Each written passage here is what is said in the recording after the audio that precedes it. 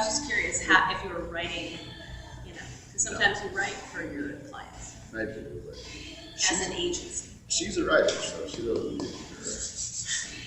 Well, she also feels similarly about coffee today. Yeah. He loved every single drop. She loves her coffee too. But I have a strong suspicion that she drinks vastly less coffee. I have a strong suspicion that everybody drinks vastly less coffee than you. There's a few who do. He's like, I'll take a quad. I'm like, Yeah, that's basic. That's standard. Wait, if you're gonna get a coffee out, what are you gonna get 2 shots? How much that can do for you? I mean, I do have great coffee. I have 2 like of these of coffee every minute. I don't know if this is measurement. I think it's the best measurement I've seen. Today's start. It's a cup. It's a mug that's like big. And what's your coffee preference? I just drank it with a little bit of splash of some kind of alternative milk. What? How do you prepare it? My roommate has a really nice espresso machine. Do you make espresso? Well, you're supposed to, but I just let that run for a long time and fill up the mug, Okay, so it's a long pour espresso? Yeah. Nice. Pretty much. Okay. Yeah. 2 of those, and a little. Yeah. That's it. We'll have that? No, a little bit. What's this? A little, A little alternative milk splash. A little bit hit of your vape pen. Well, milk or what? Oat milk, almond milk, flax milk. What's your favorite non-milk milk? Have you ever had yak milk? Damn it, this is good podcast. My friend had yak milk. Yak milk? She hiked Mount Everest, and I just think it was Oh, okay. When you're Mount Everest, for sure, that would be the it's thing super- to do. and available. But yeah, also because of the high caloric value. It's like I mean, when there. Oh, yeah. You need every glass of calorie you got. you know what I'm planning? I'm planning on going there soon. Next time. Are you really? Fucking kidding me. Okay. I barely made it up the hill. Let's say you're gonna have me Sherpa you He's up there. like, I never say yes for yes. No, He's no. like, I got about a 3-minute walk. Can I you, did feel it. can very you bad. tap the bottom of that microphone? Yeah, it's that. We jumped fences.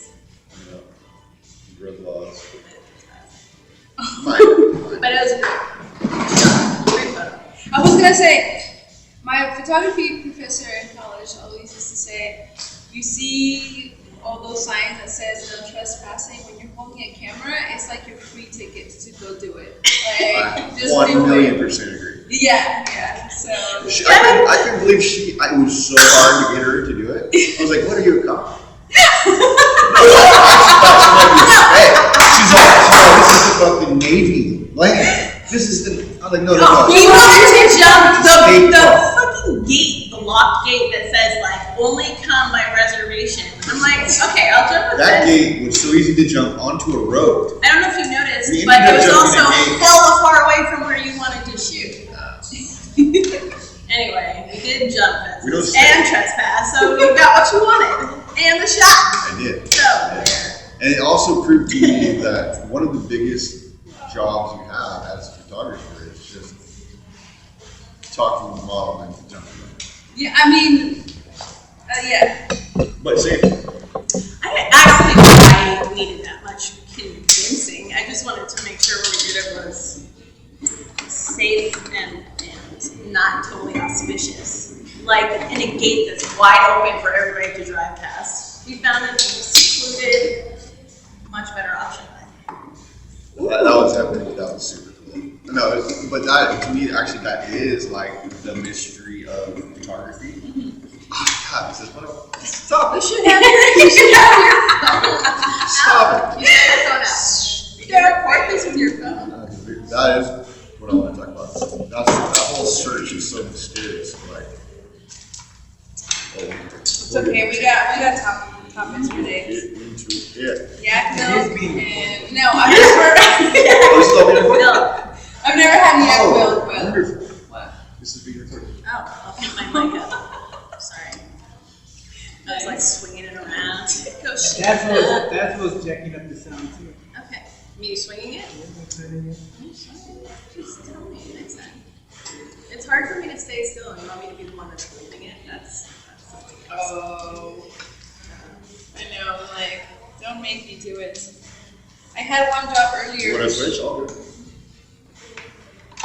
which was No, I'm already setting this up. Yeah, I'm sorry. Okay, we're good. So, see, do you partake in edibles at all?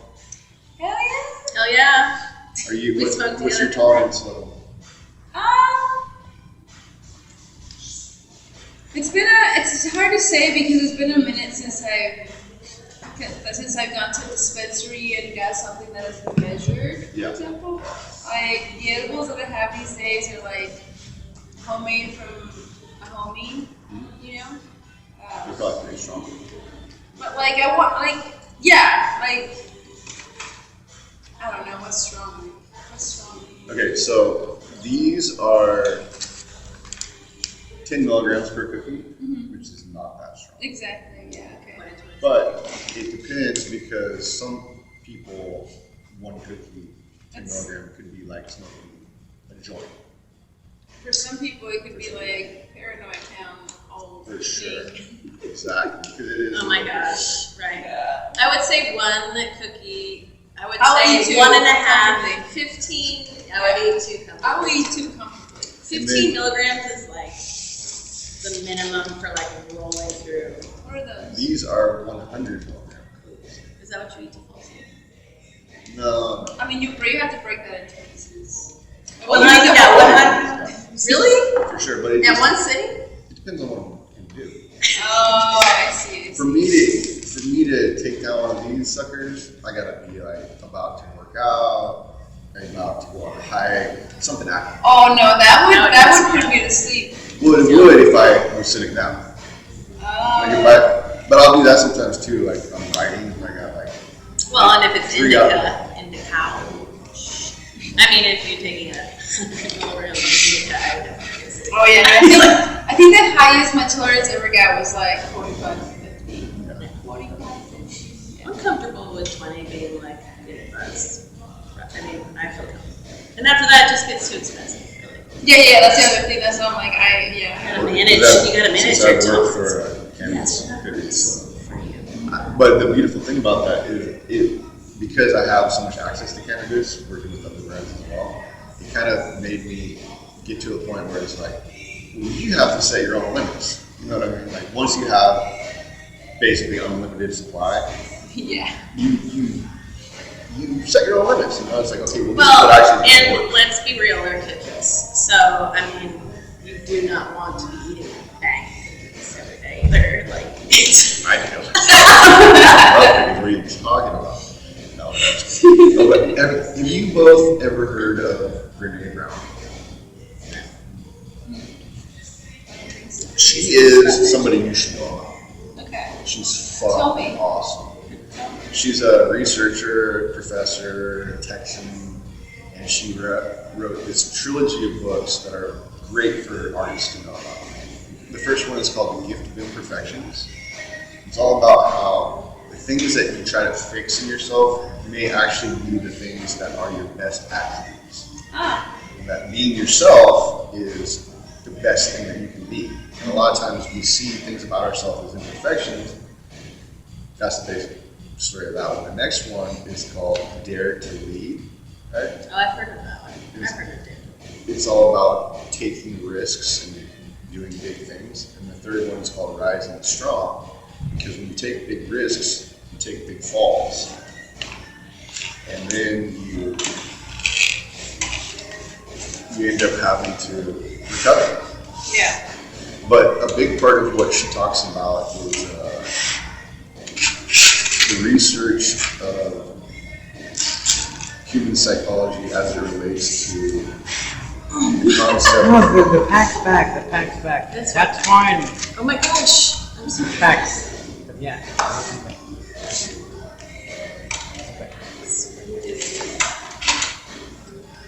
Intro.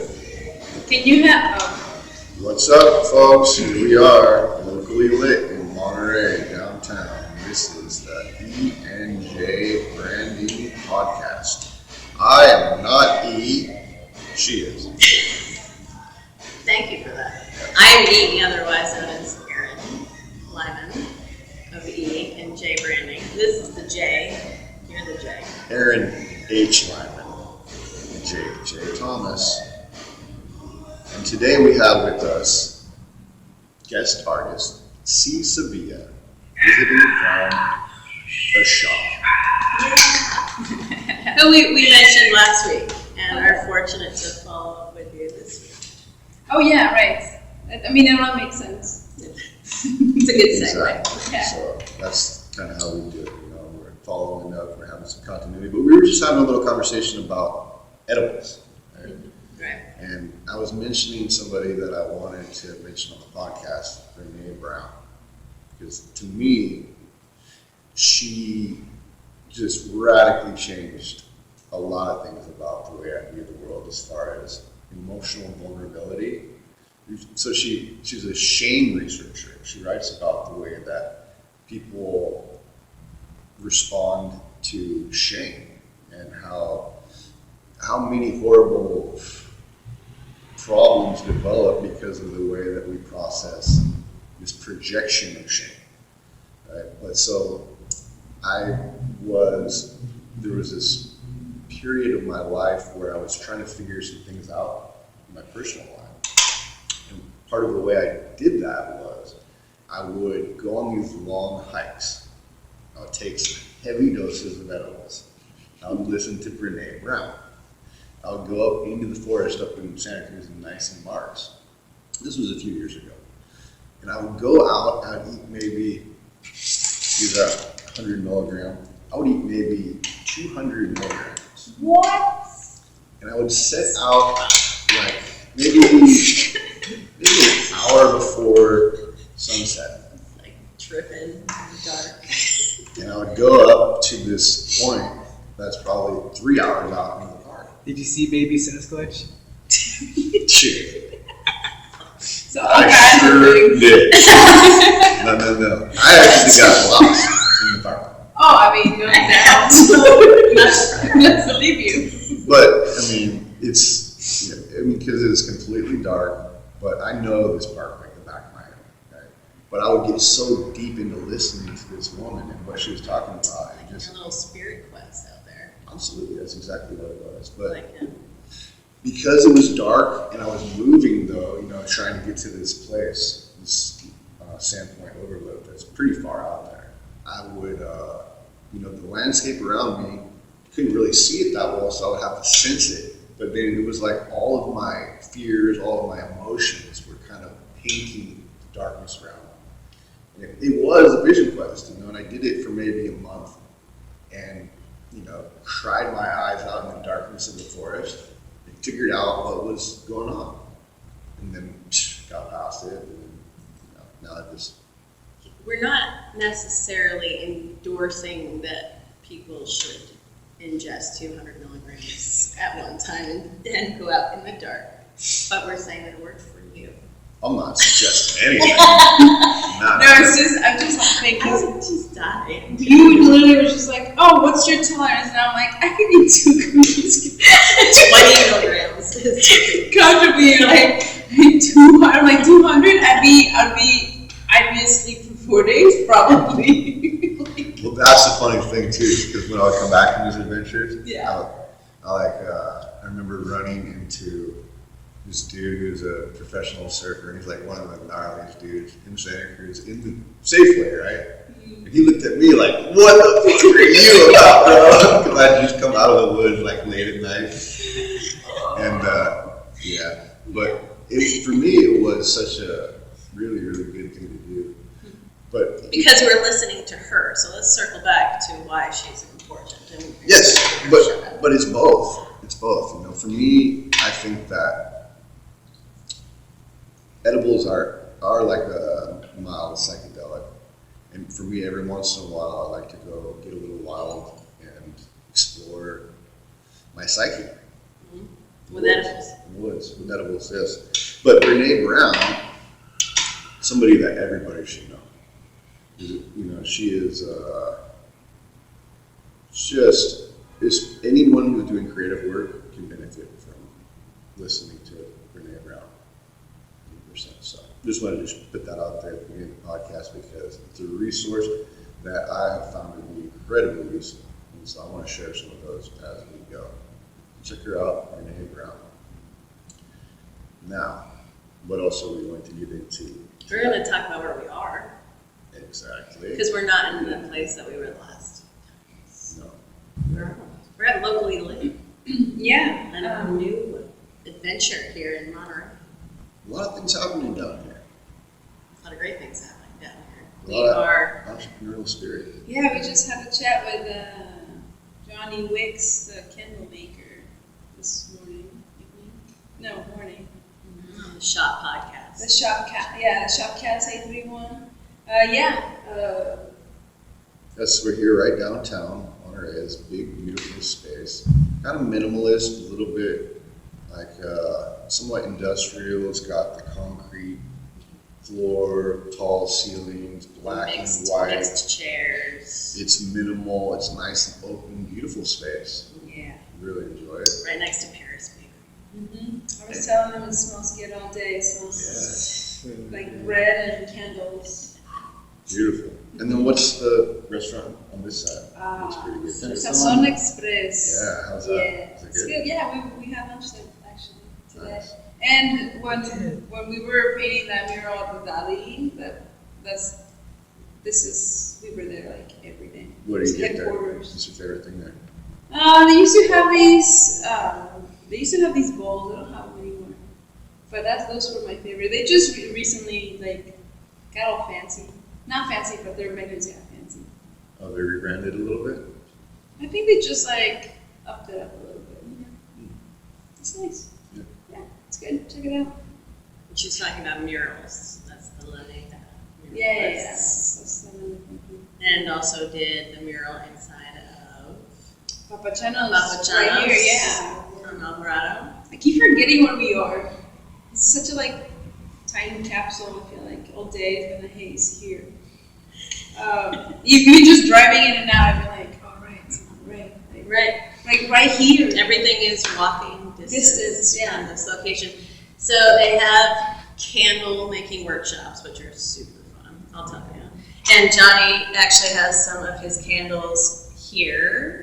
This is called Saturday Morning Cartoons, and I want you to guess what it smells like. I know what it smells like because I own this. Cereal. I know what it smells like because he told us this morning. Yeah, tricks. Right? Or Fruity Pebbles. Fruity Pebbles. Fruity Pebbles. Yeah. Fruity Pebbles, it's so good. I want to smell it. Sorry. What do we got over here? Dark Soul. Oh, that one. That one's the popular one. I bet. Yeah. It smells nice. Jess was here earlier saying that that one should be called whatever your boyfriend from middle school smelled like. Oh, that was like Axe body spray. But I'll say that Johnny is brilliant in the mixing of his scents. And he's got great candles, he's got great incense. His incense lasts 2 hours and doesn't smell like the friggin' same old non-shop blend that you get. So he's got good stuff. And I really enjoy doing the candle workshops because they're just really laid back. Did you get to come to the one for the opening? I haven't been in this location yet, but I went to it when they did it at the shop. Oh, right. And yeah, it's just, you walk away with something really fun that you created, and then you can light it and be like, oh, no, we did that. And this is one of the giant candle. There's actually 3 in this one, this giant candle. But he's got all sorts of I got fun one of those. bases. I got the gold ones. Did you? You got the gold one? Him and Arsenio gifted it to me for my show, but it wasn't ready for the show or something. I got it all mixed up, but I was picking up Arsenio the other day, and he's just like, here! And I was like, what?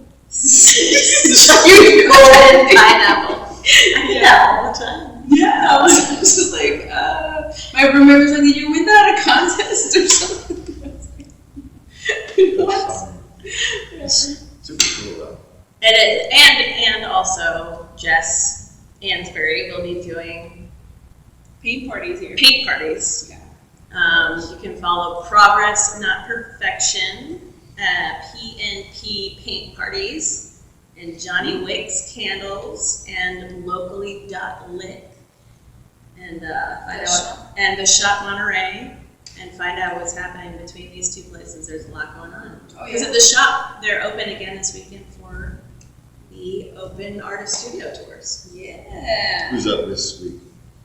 G. Yeah, he's the one that got in for the tours. Space. But the whole place is open. So. Yeah, and I just switched the artwork around a little bit, so Cool. you know. Your art exhibit? No, the trading post in the front. Sometimes every month we're trying to like switch it up. Like this month we have T. Anderson's show coming out. That's right. right. Color Experience. That looks good. So we had to put the artist wall where like my sculptures were. And, Yeah. like, I took all those down, put his artwork up there. So. Yeah, over there. My house. It lives on the top of the. It lives on the wall at the top somewhere. It's there. It's there. Does that work for sale? Everything is for Everything's sale. for sale. Except my soul. I have not gotten there yet, but everything is for sale. Yeah. Not yet. I think you're a long way for that. Let's hope I so. have a story. No, let's go. No. When you say I have a story, you keep going. Wait. Go ahead. What was your When story? did you sell yourself? No. Make it sound mean. Well, let's talk It about was- the rugby player you punched. That was mean. No. That's what I'm saying. But she deserved it. She hit me first. No, I'm not. There's nothing wrong with that. Being mean is good. You gotta be mean sometimes.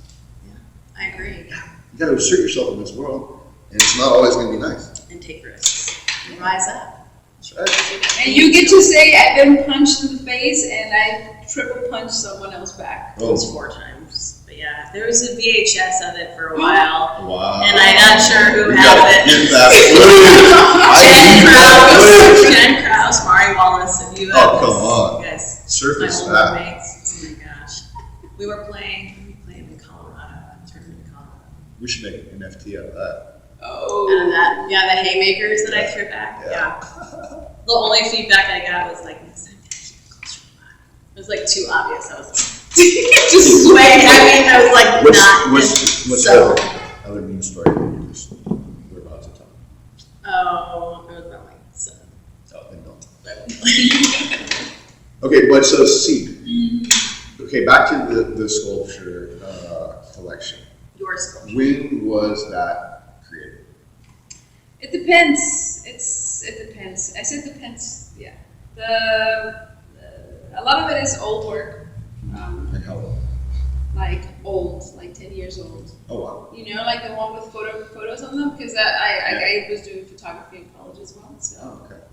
that was a long time ago. But the What's torso- the process of getting the photos on there?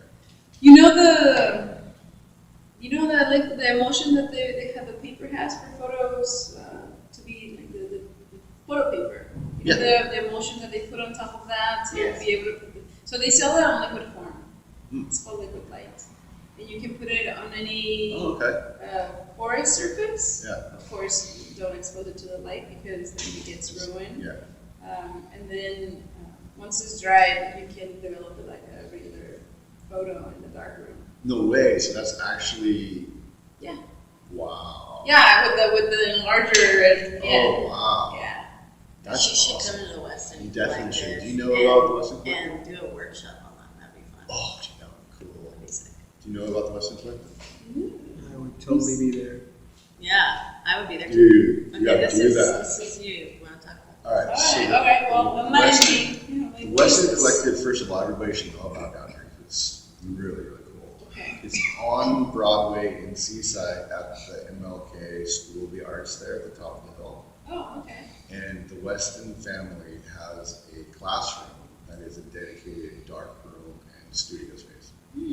Right, so they have, people have donated all kinds of cameras. They've got enlargers. They've got a dark room where you can develop film. You can do prints, everything you need for film It's there. is there.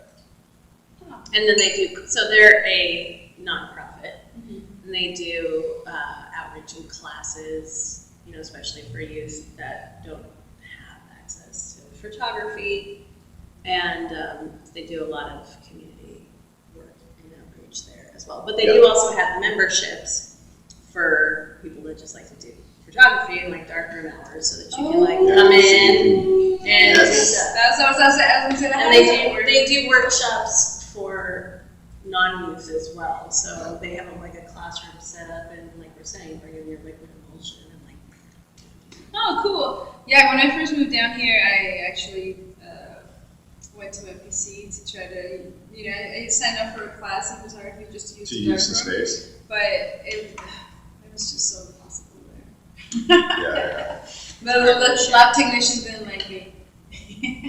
If it's not a fun place to work, you're not going to spend a lot of time there, then you're not going to get a lot of work done. Yeah. I was like, hey, listen, like I already talked to the professor. I'm just kind of trying to get some work done. He'd just be like, you just want to use the space. Yeah, he would not have it. Yeah. This was a learning space, and sometimes people get the tiniest amount of power, and they just want to use it. Yeah, that's exactly. Yeah, I was like, I ain't really got time for this. No. But that's why I'm like, oh, that's dope. But it's been so long. I'm like, so I was always in like end of like the 2 a.m. slot. Oh I yeah. had to grow a mineral once in mineralogy class, and one time at band camp. Yeah. Random. And he uses this really expensive machine, and my slot was at like 2 a.m. and I was just so tired that I like forgot to put it in the machine, and so I just like started it. So that's when you wish the professor Dave Kit was there, and you have to call him up and be like, hey, we gotta like shut this whole thing. Anyway. You needed that guidance, but C is just she's a pro. doing her own little badass over there. It's true. Oh, I swore. Explicit marking. That's right, we're now a mature podcast, so this guy. bring it. You did it first.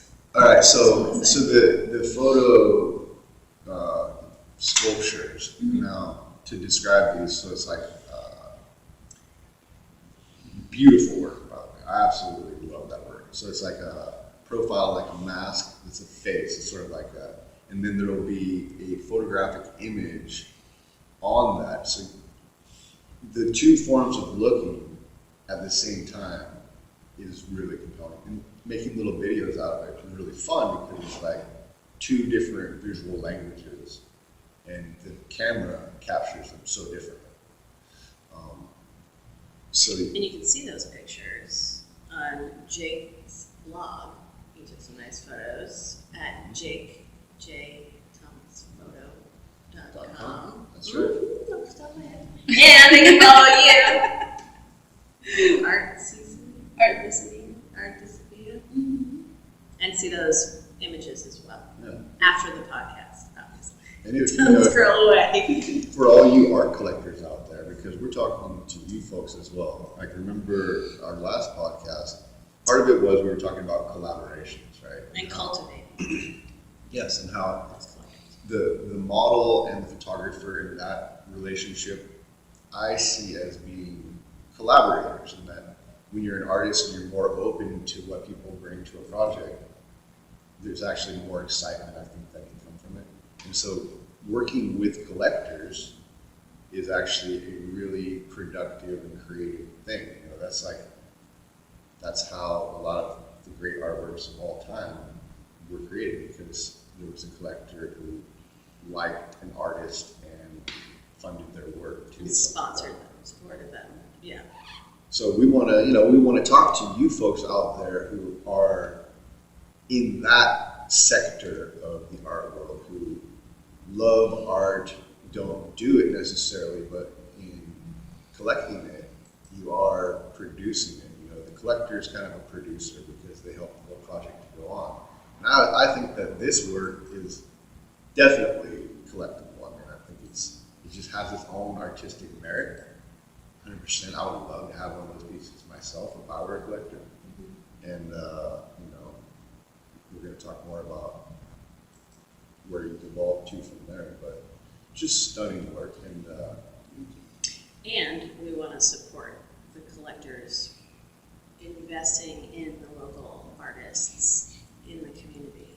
And I think too, there's the emerging philanthropists. Exactly. Right? People that want to help the community. Holidays are coming up, it's like yeah, easy to do where you can get this beautiful piece, never to be replicated, and know that it's going back to an artist in our community. Oh yeah. Win-win. All around. That's exactly right. Like, say if I would like to see, one of the things I want to see is I want to see the next generation of art collectors. Mm-hmm. There's a lot of young people who have been able to make a lot of money in this day and age through technology and just through the different opportunities that we have. And that's what I'm saying, like the collectors help to shape the culture. Yes. So I'm really curious to see what this next generation, we're here in Monterey, a place that has a great heritage of art. Absolutely. And I think that we have places like the Trading Post that have art that's tangible and available. So I think that those young collectors are the ones that are getting the stamps, and the stickers, right, and the mugs and the prints. You guys sell a ton of prints, right? Because people want it, and they're like, $5.50, or some of this bigger stuff on the walls. They're like, that's a little steep, especially in our current time. But they are stoked about stuff that they can take home and also, represent and support the local community. So it's like this really fun. I think you can see it happening, but it's in the smaller, more tangible arts right now, and not necessarily the like big, expensive pieces, right? Oh yeah. But we want to start seeing those go too, right? Oh yeah. Merchandising is great. Yeah. Her, the chest piece with the hearts pouring out is just Gorgeous. sick. Yeah. Yeah. That belongs in a museum, for sure. And he's got a degree to prove it.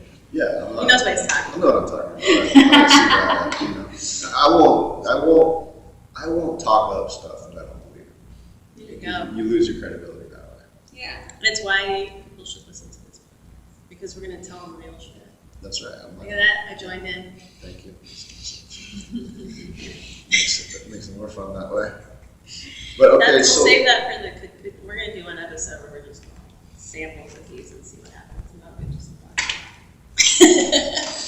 See where it goes. that's right. For a later date. Yeah. Once we get to know each other. You can eat a cookie anytime. I want you to eat 200 milligrams. Definitely no rules about that. But okay, so Except that you have to stay here and gain. yes, there are legal rules about transportation outcomes. See, so back to that process. Where were you doing that? Because that's kind of a difficult thing. I was doing that in college. But what college? Humboldt State. Oh, Yeah. so you went up to Humboldt? Humboldt State. Wow. Represent. Cool. And so what was the art program like up there? Was it pretty cool? The best. Yeah. The best. The absolute best. Humboldt is known for its science. It's very if you get a bachelor's in Humboldt, it's treated as a master's because it's so intense. In the world, I don't know. My science friends would tell me that, But the arts were really good, especially if you were trying to do things with.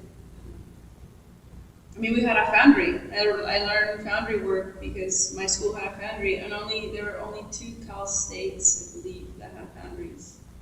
I don't really know anyone else, but. And that technique is pretty sophisticated. Yeah, the lost wax process is so old, But aside from that, we had. Wait. Let's just pause there for a second. So we'll get into that a little bit. What is chasing wax? So the lost wax process.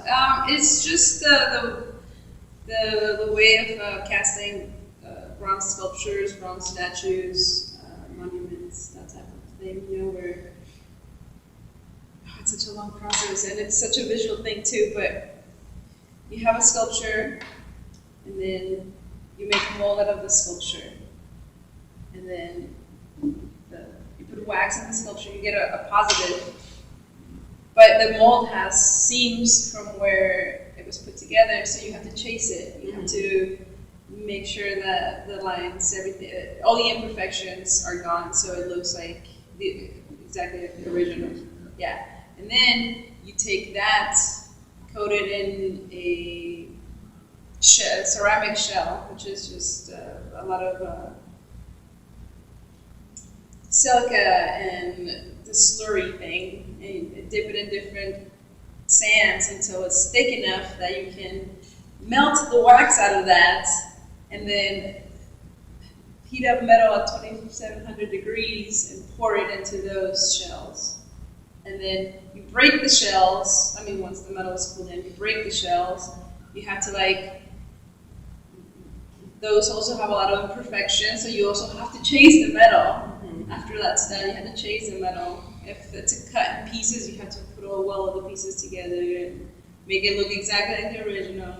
And then after that's done, then you do the patina process, which is coloring the sculpture. And that's done by applying heat and different chemicals to speed up the chemical reaction, so it changes different colors depending on the combination that you use. So so it's a long process. It's a long process, But that's what chasing wax is. It's basically just making the casts of wax that you just did look like it's perfect. Seamless. Exactly, that's what they're seamless. And you've done that locally with some pretty famous sculptors. Yeah. I mean, Steven was one of them. I worked with Steven for a while too. Richard McDonald. I worked at the Monterey Sculpture Center, where I got to meet all kinds of people, talented people from all over the world too. Do you think do sculptors have a certain type of personality that's different than other artists?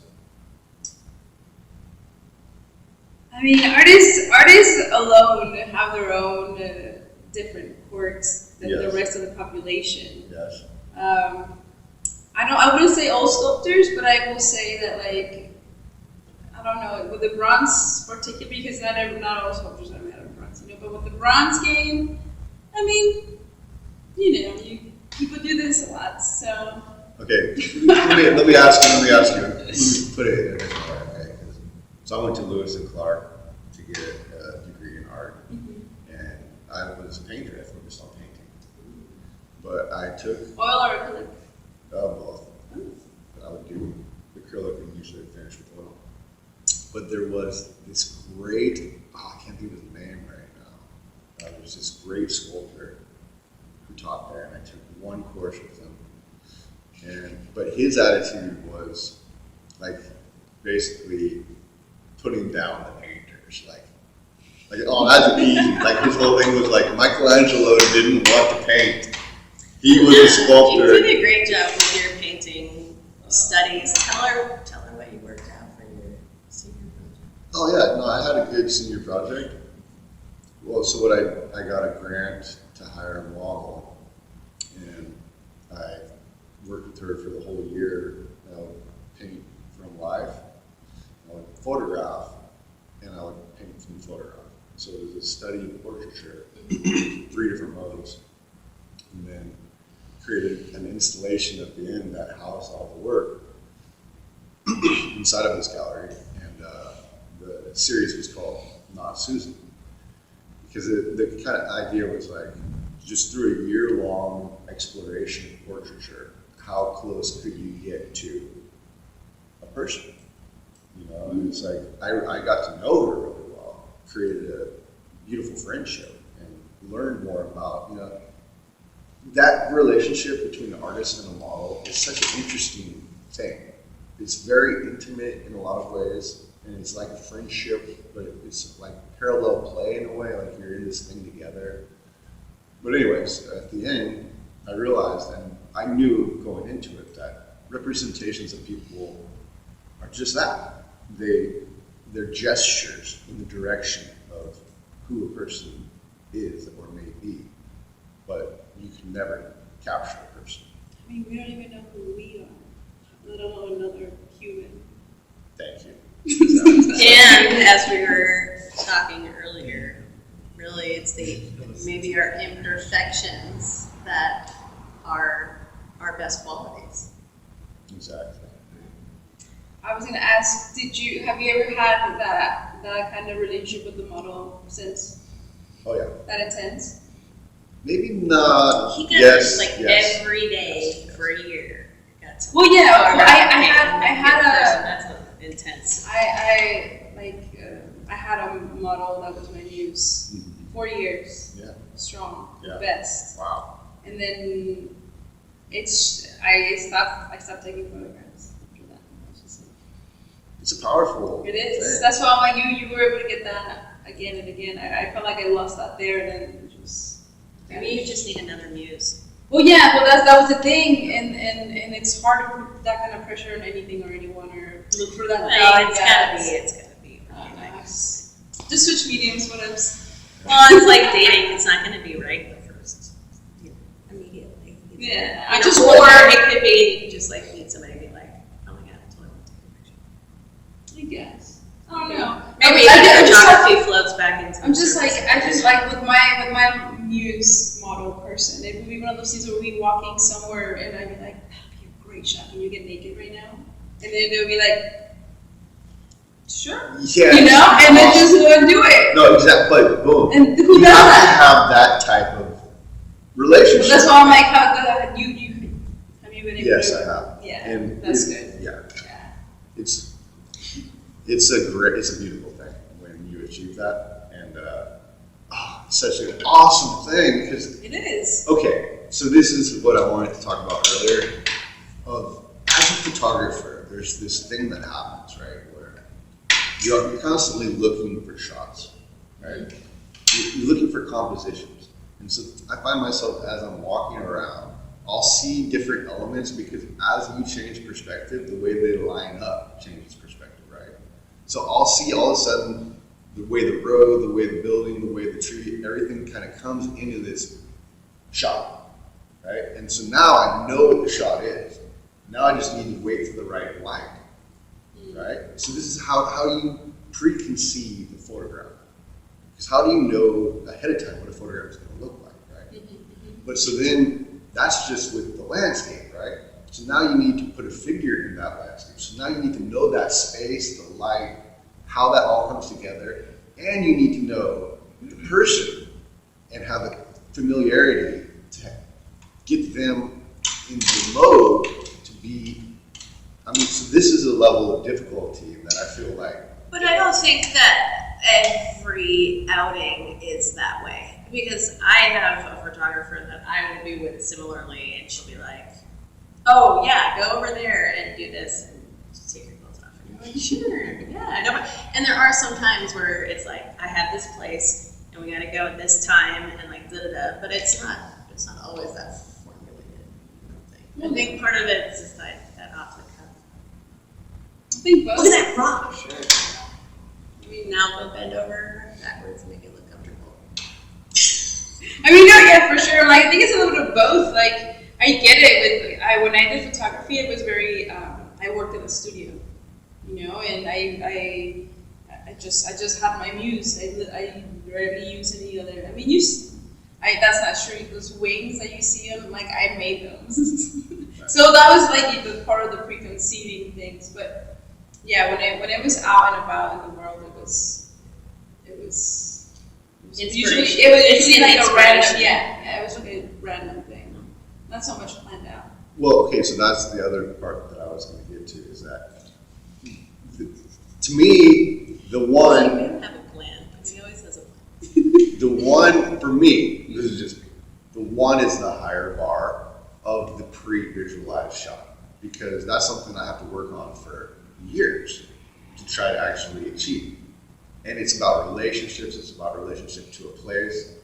But I also, of course, during the whole time that you're not getting that shot, you're getting all kinds of other shots, and the shots you're gonna get while you're trying to get that shot are gonna be spontaneous and improvised.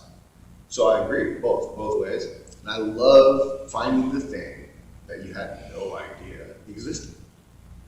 Right? And like just a certain view of a certain beach maybe that you never even knew existed. And so this is the part of the process that I love, where you're out looking, right? But so as the artist with the model, you kind of feel like responsible, like if we don't get some good shit, this is all me, right? I'm not blaming them. So you have a little bit of pressure, and that's why if you have a pre-visualized idea, then you kind of have more confidence of, well, this is what we're trying to do. But if you're just kind of randomly going, the models can start to, their insecurity can start to get to you, and you can start to go, oh, what am I doing? See, yeah, I can't handle that. That's why I'm like, nope. Have one person, because having to do that. This and also this. I'm assuming this is like digital photography. Correct. See, like over here, you have to premeditate so hard because you're working with film. I used to work with film. So when you have to, you only have four by 5 negatives to use. That's it. Yeah, exactly. And then you don't even know if you got it until you developed it. Exactly. And that's kind of why I want to focus on pre-visualization, because it keeps it more in line with that discipline. Right. So, Did I ever tell you I was the photography editor for my high school newspaper? No, you just did. And I appreciate that. I just appreciate, you guys are like talking as the photographers. I'll be the model. Oh, you can talk as a photographer too? No, that's all right. I mean, that's something that. But I think film is important to know. I don't know. So here's an idea. Okay. Are you a better photographer if you've worked with film and then moved into digital? Good question. Does having experience with film, you think, made you? Because we've all been like in that middle of the night where you're like, I have a deadline in the morning, and I need at least one of these to come out, and you're paying through the nose to get it expedited, delivered, overnight, and you're like, just. And it's stressful, right? I feel like digital photography is way less stressful. But it probably gave us, you had precious resources that you had to make the most of, right? We had the 2 rolls. You had those 12 images. I mean, there's definitely a pressure put on when you only know you have 24 photos in this roll. Like, you better make them count, I guess. Yeah. It's different in that way, but I don't think that the differences are that extreme. Like, I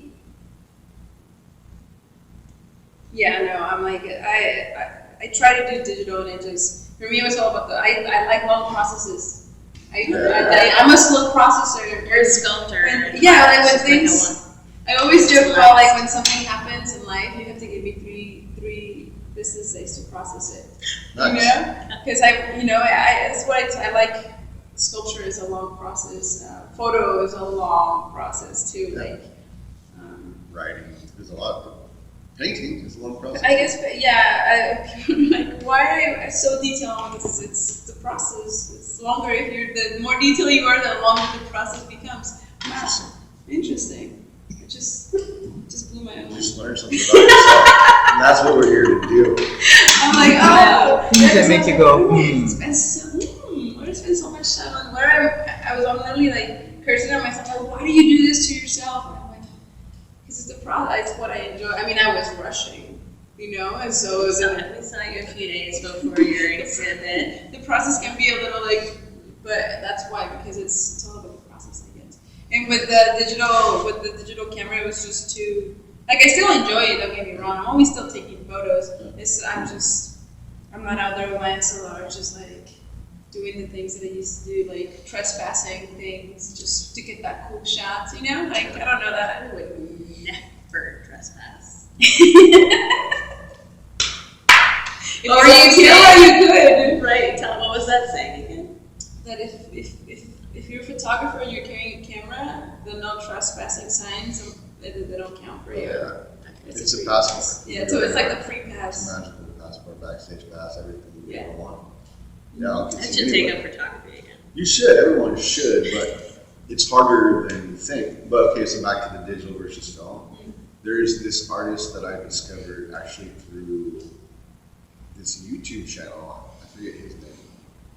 Simon Sinek, I think it is. But anyways, he's this British guy, and he showcases art photographers that he likes. Digital photographers or regular, but there's this one woman named Rachel Talbart. She's this British woman who photographs the ocean, waves.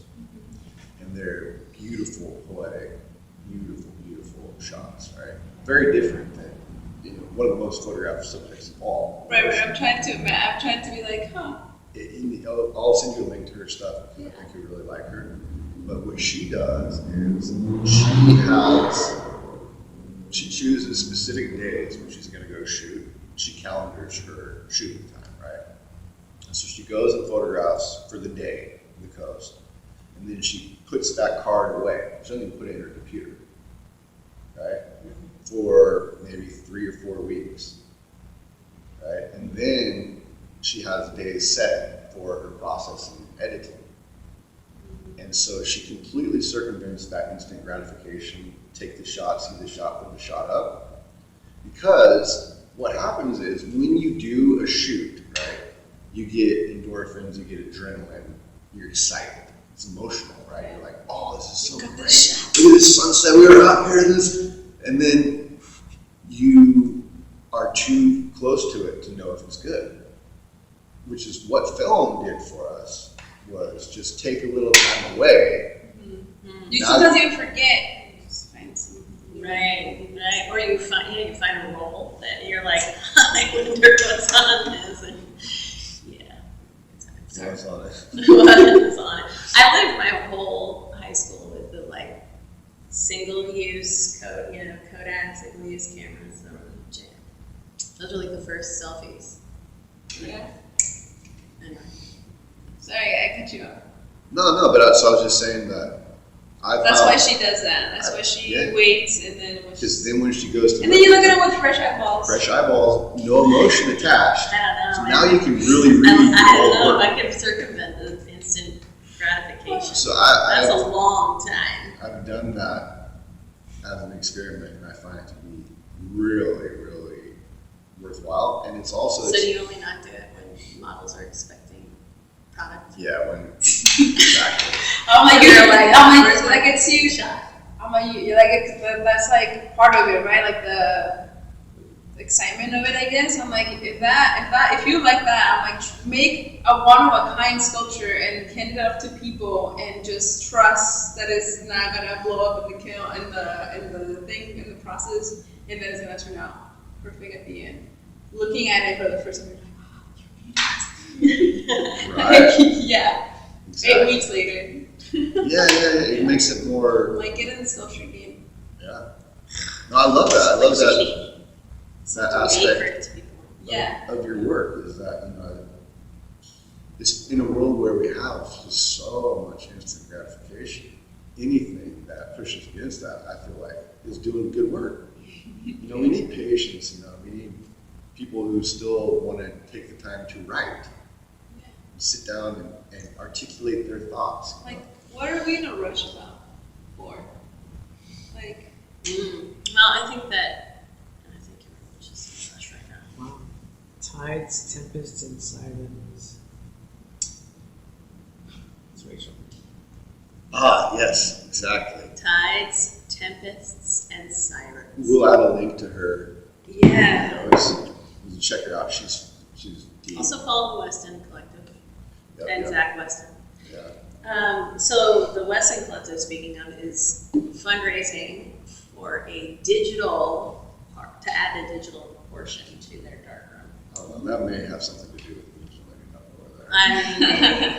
I mean, but if you think about resources and you're giving kids their first opportunity to take photos, instant gratification, one, they're going to like it immediately. Two, you don't waste a whole bunch of film on kids that are like using a camera for the first time, Right. and they usually work on stuff like lighting and angles. Right. Well, I mean, and one thing that Zach and I talked about during COVID is that he had a hard time with the closed darkroom. Like, how do we talked about staggering it and stuff, and so Digital makes it easier to oh yeah. bring people on board to the game with photography. Yes, and if you have a phone, you're already participating in digital photography. Exactly. So it's just honing skills to capture. You got to go through a learning curve. It takes a long time to get good. Right. You can't just say, "Oh, I read this article on how to do it, and now I can shoot." I went to YouTube University. YouTube University. Watched the video. you get a good start there, but you're gonna have to put a lot of time in the field, experiment, see how it goes. Hopefully find a muse that wants to help you through your process. That's gonna accelerate things a bit, for sure. It will. Yeah. We have a patient. Because, there is just something about that energy, that exchange, that is super compelling, right? Where it's like, because I was thinking about this, and this is actually part of what I wanted to talk to you about as well, is where do you come up with new ideas? Like, where do ideas come from for you? Huh. In terms of just like Creative ideas. creatively? I don't know. Yeah. I don't know. I don't think I Do know. you dream about that? No. Do they like flutter to your conscience People while you drink coffee? do a lot of this don't dream in here. Do you dream? Do you dream? I do, but when I stop, then I dream like crazy. Oh, well, it's only when I stop that I dream, so Yeah. I usually don't dream. Yeah. But, sorry, I was like, playing with cookies. No, that's And then we're playing with cookies. Big Pete's. Where do they come from? I mean, a lot of it is, a lot of it is just like the really emotional stuff. I feel like I divide my work in a lot of sections. Like, I find that my sculpture is very dramatic and it comes from a very like vulnerable position, very raw and yeah, it's just overall dramatic. But when it comes to painting, it's a little more fun. It's a little more, So it depends on the mood, I guess, as far as the ideas goes. But when it comes to art, like through photography and sculpture, it was the ideas come from just, I don't know, it was just a lot of healing, a lot of art, like photography in particular was a lot of healing. So say more about that, like what kind of healing? Just like emotional healing. Yeah. Like our professor was he was like our mentor, and he was just a super emotional person as well, I guess. And his artwork, like if you look at his artwork, his photos are so they just emote so much that it was like, ooh, you can really express yourself through art. You could really like work through some things. You could really like let it out that way. Or you could take 200 milligrams. And travel into the night. Oh, you could do that! You can do that. Same. I definitely had some epiphanies doing that, and I wrote about them and podcasted about it. Oh yeah, but for me, walking is a place where I'll get ideas. Oh, I mean, 1,000,000%. I mean, why isn't that how you process like I read something about how walking is the thing that triggers creativity the most. I believe it. Because I walk a lot too. Yeah. Like I'm with the dog at the beach, I'm with the dog Yeah. at the woods. I'm just walking, listening Yeah. to music, whatever. And yeah, but a lot of it is just processing. Like, Just from the work. Meditative. Yeah, it's meditative. Meditative life experience. Yeah, but it also depends on what I'm trying to do. Like sometimes I'm just trying to have fun, and Okay. I'll just So you keep paint. gesturing pointing behind to the photo. me. So let's look at the photo and talk about, the painting, and talk about what is going on with this. Well, like this one, for example, I just like with this situation Should I is. bring it in front of us? Yeah. Let's bring it up. Yes. Help me so that we can. Okay. I'll put it in front of me. You can talk about it. There. This is great. Oh gosh. See, like for example, this one, this painting in particular, it was mostly finger painted. Oh wow. You know what I mean? I mean, not the crown. The crown was definitely like, but I just mean like trying something different, having fun. Nice. You know, I even think it's a little dramatic when the frames are on. You know, there's still a little bit of that. But And that's the sculptural element. right, exactly. Oh, That's the funny. sculpture. You know what I mean? Like Wow, so it's more embodied emotion for you in 3-dimensional. yeah, but I'm gonna try to bring that into the 2D next. And then more fun with the painting. It's how you're approaching it. Yeah, a little bit. I mean, Nothing wrong with that. That sounds great to me. we'll if I can, you don't have to hold it there forever. You can put it over here. Let's see your face. Let's see your face. Yeah, no, I'm. It's just. I don't know. Okay, but let's go back to from the work that I saw, you said some of that was 10 years ago Yeah. at Humboldt. Yeah. And so when did you move your art practice from Humboldt to Monterey? At the end of 2013. Halloween of 2013. Interesting. Yeah, actually. So it's right gonna around be- this time Yeah, of year. yeah. It's gonna be what? How many years? 9. 9 years? Wow. Wow, where does the time go? I've been in Monterey for like 6 years. Almost a decade. That's not the case. Wow, okay. Thank you for doing the math for me. I did not get a degree in art. That's my excuse. That's totally my excuse. I used it earlier today trying to figure out the tip for the restaurant next door. But your paintings are very realistic. I mean, they're almost like photographs. But so is everything you do, there's an element of realism to it. Right. Yeah, I struggle What's up with that? abstract thinking. Tell me more. I wish I knew. Is that OCD? Is that type? It's maybe. Okay. Is it in your work or in your appreciation? What do you mean? Like Both. Okay, so you don't like abstract work? Well, I mean, some of it, it's like, for example, and I love using this example because it made sense. You know Kandinsky. Yeah. You know, it's all music. The paintings are music, right? And you see them in freaking art history, and just like, yeah, there's some more triangles, and more lines, and more colors, whatever. But then you see it in real life, Yeah, and you hear the music. I mean, I did. yeah. Like, I got so close to it that the guard had to yell at me Yeah. to like get over, because I was just like enthralled by it. And I've seen them before, and I was like, whoa, there is something to abstract, I guess. Nice. You know? Yeah. My first experience, because when I feel a lot of artists start out kind of needing skill in a way, and realism being kind of the highest bar of skill, to sort of ground them in the creative work, because you're already going into this kind of other space, right? So I always thought, and it's partly because people have skepticism about art in general, but especially about abstract art. Right. Right? So I remember I always thought abstract art was ridiculous. It's just we're unskilled, right?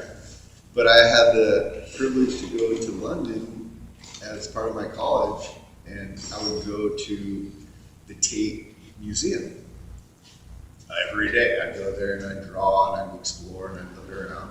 And I was mainly going there to draw like classical paintings, because that's where the skill was, right? But I kept seeing this room. It was the Rothko room, and it's kind of dark and it's quiet, and you had to walk into it. I was like, "There's big squares here. Like, I got it. You like squares, bro." But finally, one day I went in there and I read the little plaque on the wall. And so this was a commission for the Seagram's building. It was going to go up in a banquet hall. But Rothko realized that people were never going to get the paintings. He had kind of reached this breakthrough with this painting, darker tones, paintings that are meant to reveal themselves to you over time, not jumping out at you. And so he knew they were never going to be seen the right way in the banquet hall. So he gave back all the money, millions of dollars, donated them for free to the Tate Museum if they would build a room with the right light, so that people could experience the paintings the way they're meant to be experienced. So I was like, oh, fuck. He gave back millions of dollars to build this room. I'm going to give it a shot. Yeah. So I sat down and looked at the paintings, and they started to change. And I felt like I was walking through the woods on edibles. See how you know Straight up, I had a psychedelic experience in front of the painting. Totally stone cold sober. I was like, oh, well, this is fucking something, huh? This is really something else. And so then it opened up a whole world of abstract painting. And I realized, no. This is a language, of its own. Mm-hmm. It's like when you go to hear classical music or jazz, there's no lyrics. Yeah, but there is I was just going to emotion. compare it to jazz. Yeah. And there's It's feeling. Monterey, So like, yeah. Yeah. So for me, that was when, so then I did abstract painting for a long time. and I love it. I once had to paint an abstract painting, and I cried. I was just throwing like all this. I got really frustrated, and I just threw all this paint on it. And I remember my professor walked by, and I was just like, "Oh, I did something." And she was like, "It's a nice background you got going on." Let me go. That's such a good response from a teacher. I had this. Let me go. And I'm like, this abstract hell. You know?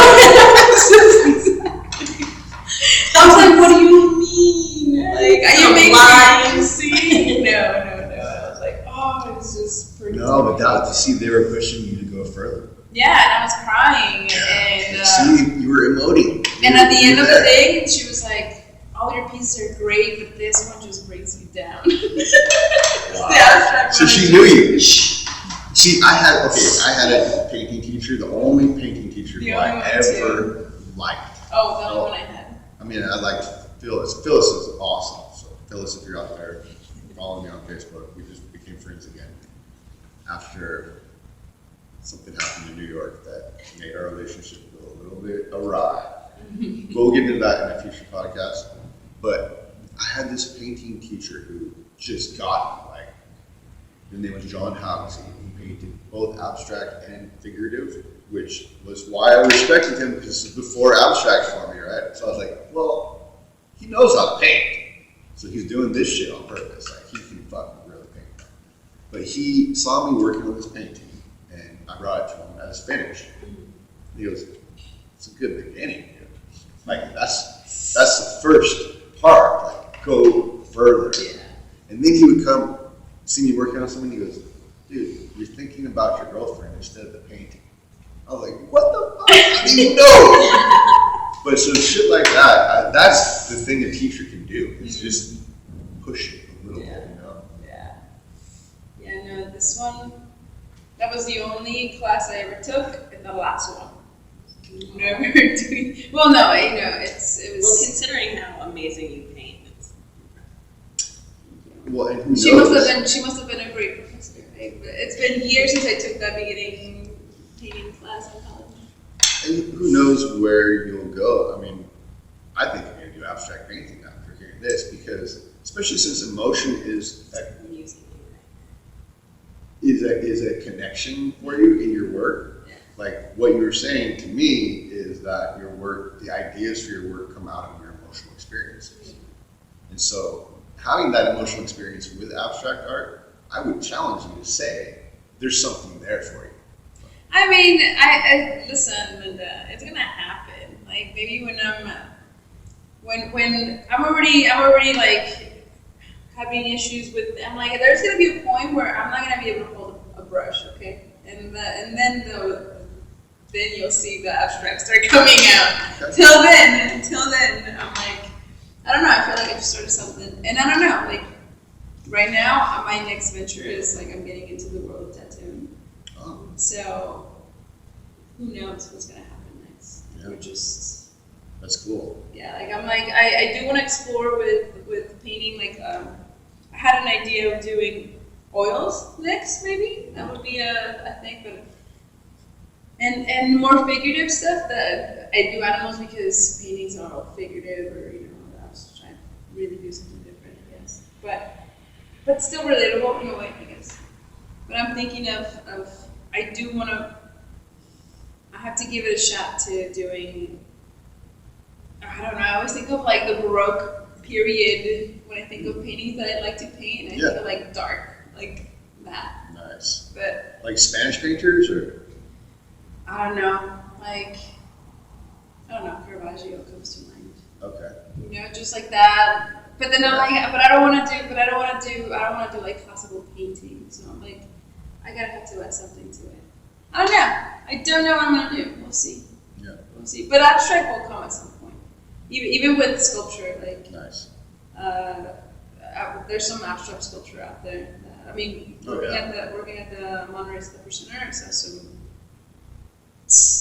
things that I mean, like, I don't even know what this is, yes. but I'm really into it, you know. Yes. Or and that in itself is a cool thing, right? Yeah, exactly. I don't know what it is, Exactly, but I'm into it. It's like, oh, and that's a mystery, right? Yeah, and I'm like, I don't know. I have a hard time knowing when to stop when it comes to trying to make something look as realistic as I can, and I have a reference to. I mean, you know, I feel like that's gonna take layers and layers of like To know when to stop to with know. an abstract. Where Yeah, and it's gonna take a lot for me to. when you stop crying. Oh. Maybe when you're done when you stop crying. I mean, maybe you just paint until the tears stop flowing and you'll look at it and be like, I think I'm gonna do all the things that I like all the I don't know, I feel like abstract is gonna be something way later where you know, I made it and I can make an abstract and people are like, oh, I proven myself. You know, and now people are like, oh, abstract, she must know what she's outside your doing. comfort zone. You know? Yeah. Okay, well, I'm gonna challenge you again a little bit more. Oh.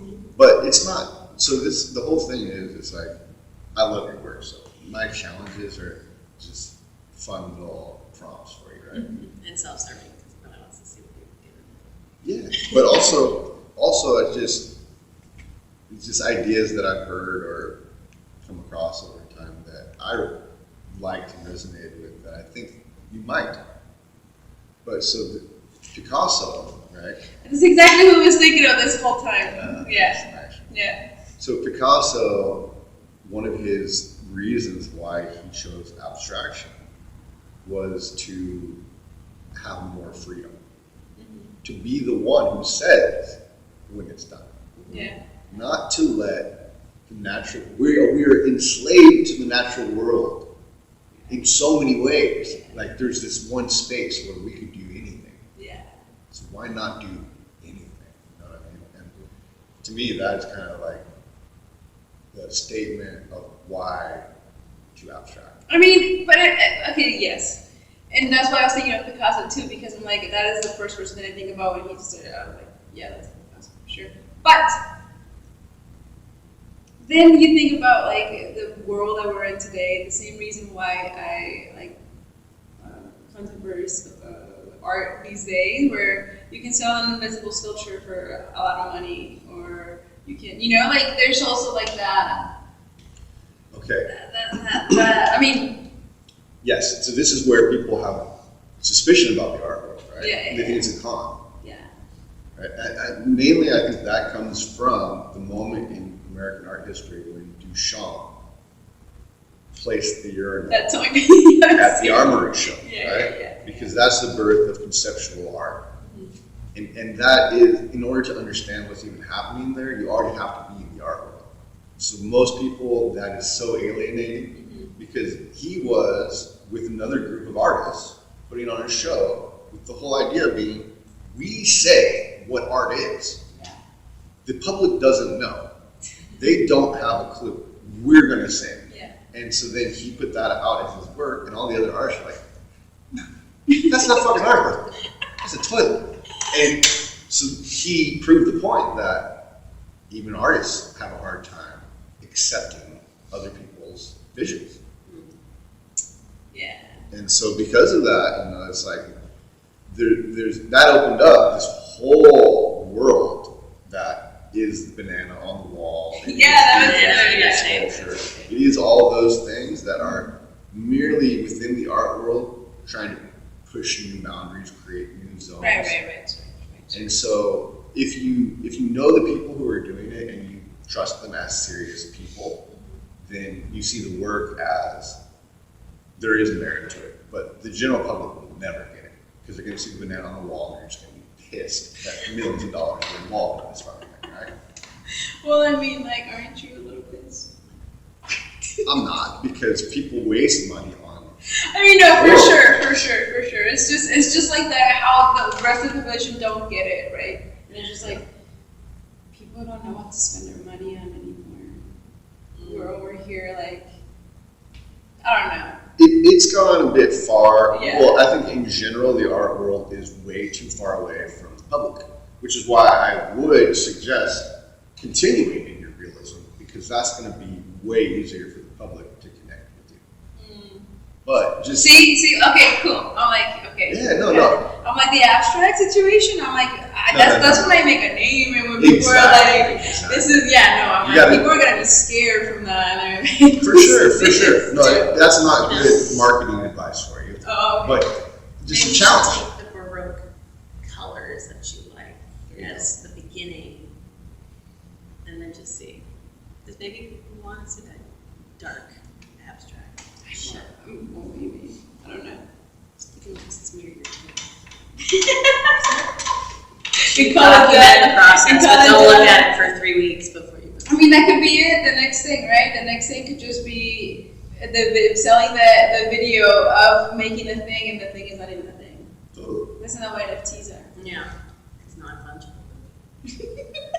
But there's something also that is kind of beautiful about that thing. Well, this like Mandela's is all about the process, Yes, right? exactly. Yeah. It's all about the process. It's always all about the process. That's why. Just circle the whole back. We just yes. Just had a complete thought. Back to conversation. Okay, but so tell me real quick. Yeah. When did you transition from sculpture to painting?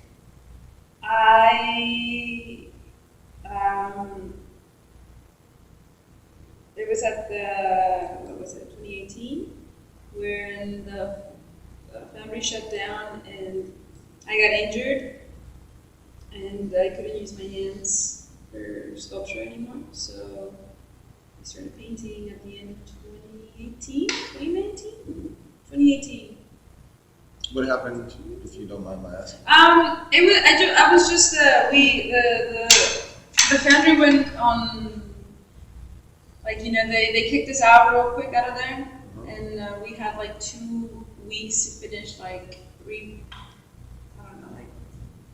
a lot of work. We had to finish a lot of work, so we were on overdrive finishing the work, and I just overdid it.